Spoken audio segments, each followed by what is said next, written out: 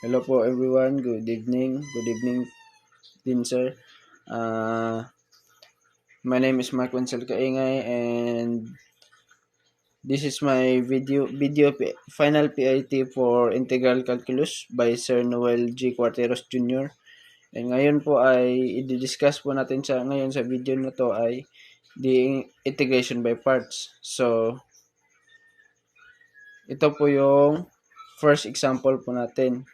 Ang first example natin ay integration of x e to the power of x dx. So, ngayon po ay gagamitin natin na formula na to ay yung integration of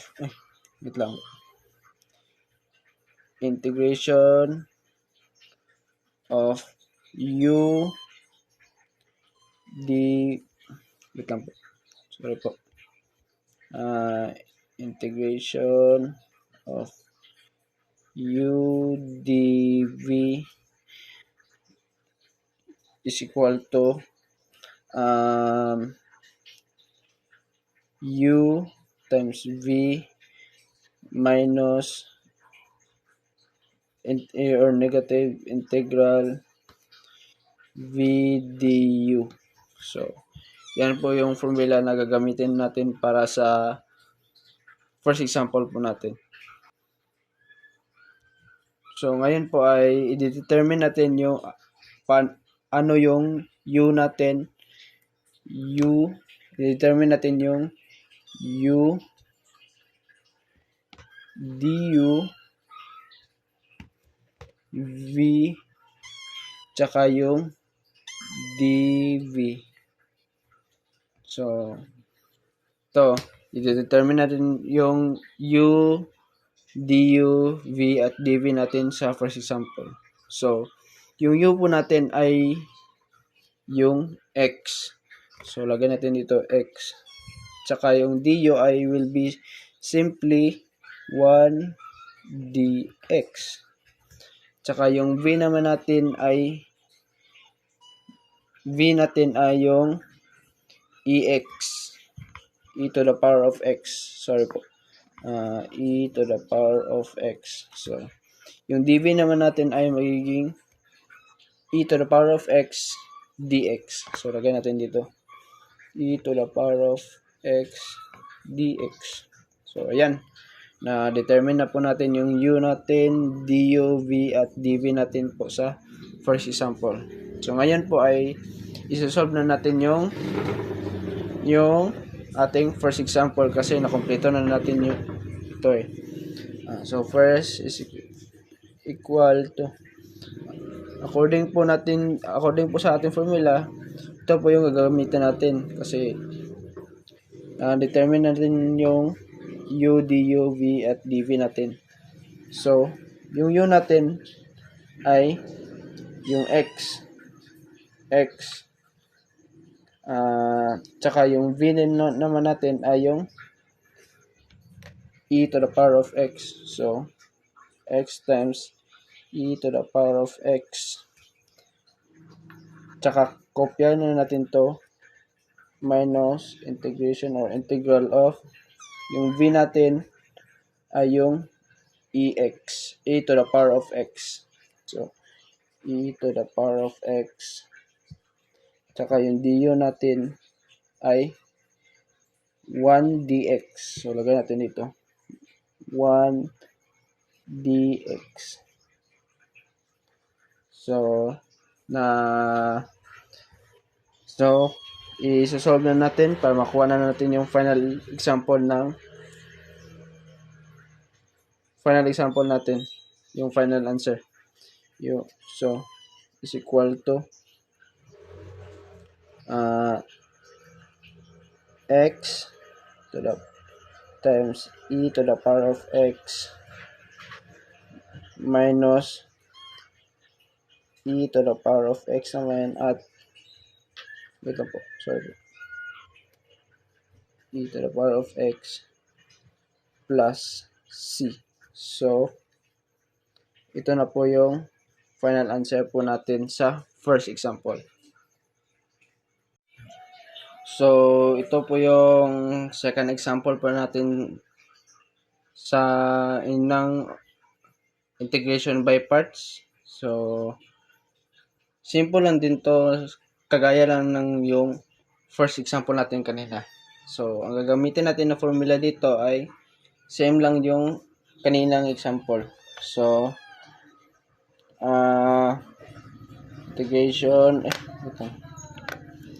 integration of u dv is equal to uv minus integration of v du. So, same lang din kanina sa first example.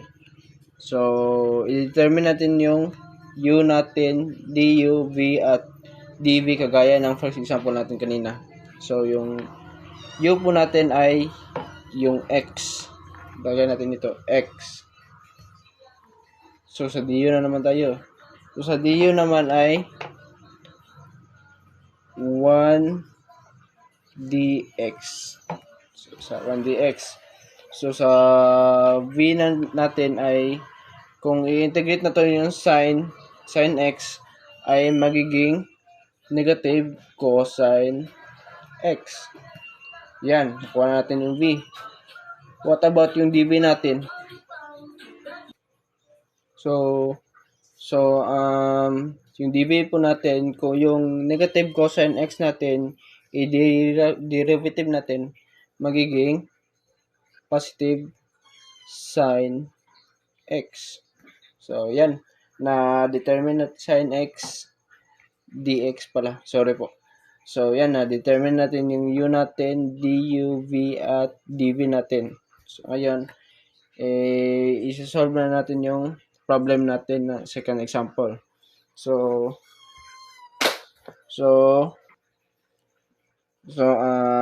first gagawin natin ay yung equal, yung u natin ay u natin ay x, sorry po, x, tsaka yung v natin ay negative cosine x minus integration of v natin, negative cosine x. Yung du natin ay 1. So, times natin ito, 1 dx. So, sa pangalawang solving po natin dito ay itong negative sign lalabas po natin dito. So, yung x magiging aabot dito, tsaka yung negative ay pupunta dito. So, lagay natin dito ay negative x para mag-positive po yung cosine natin. Cosine x. So, dito po ay makikita kayo ng dalawang negative sign. So, sa dalawang negative sign, magiging positive sign. Integration of, so, ito magiging positive na to. So, positive cosine x dx. Yan. So, magsasolve. Tapos na tayo dito. So, isasolve na natin to final answer po natin.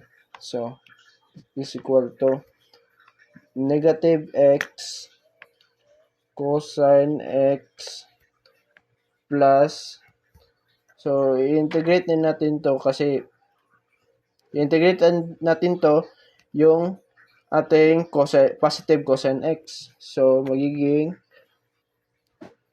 positive sin x kasi positive yung cosine natin eh. So, if negative cosine natin to, negative cosine x pa rin to, kung i-integrate natin yan, magiging positive sin x.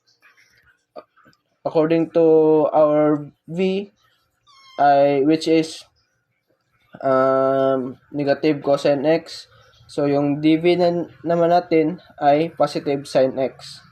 So, sa last part po ay huwag natin kakalimutan yung plus c. So, yan. Nakuha na natin yung final example po natin sa second example. Nakuha na po natin yung final answer po ng second example po natin. So, yun lang po guys sa ngayong video natin ngayong gabi. So, thank you guys. God bless. At sana naintindihan niyo yung video ko. Or yung discussion ko ng integration by parts. So, again, my name is Mark Gonzalo Kaingay and this is Luna, my Miming. Thank you.